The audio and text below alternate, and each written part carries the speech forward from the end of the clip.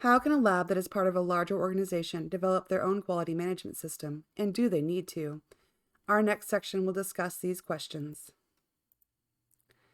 The essence of this question ultimately is dealing with a single laboratory that has to operate under a larger policy structure.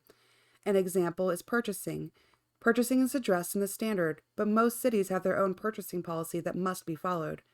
In essence, the laboratory can reference the parent organization's policy and fill in the gaps if the standard requires additional information without having to reinvent the process. For purchasing, the parent organization will generally have policies regarding how vendors will be selected, which vendors the laboratory will use, and how they must go about ordering things. However, the laboratory will still need to address the receipt of ordered items, how they are verified, and documentation of those requirements. Make sure to keep it simple. Don't overly complicate things that don't need to be complicated. Use the tools that have been given to you, but adjust them to suit you. Don't adjust yourself to suit them. Think outside of the box. What works for one laboratory may not work for you. Take the requirement of the standard and see how what you're doing might meet that requirement, and then adjust as need be.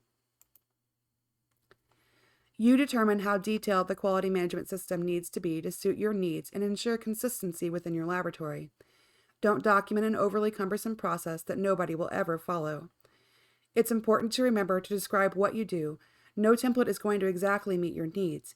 Be sure to customize everything and don't be afraid to simplify things when you can.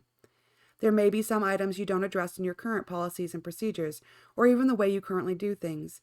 Be sure to add those new requirements in, but don't overly complicate things. If you're not sure, ask. Once it's written, do what you say you're going to do. If you find out that what is written doesn't work, don't be afraid to go back and change what is written. Stay within the confines of the standard, but adjust as need be.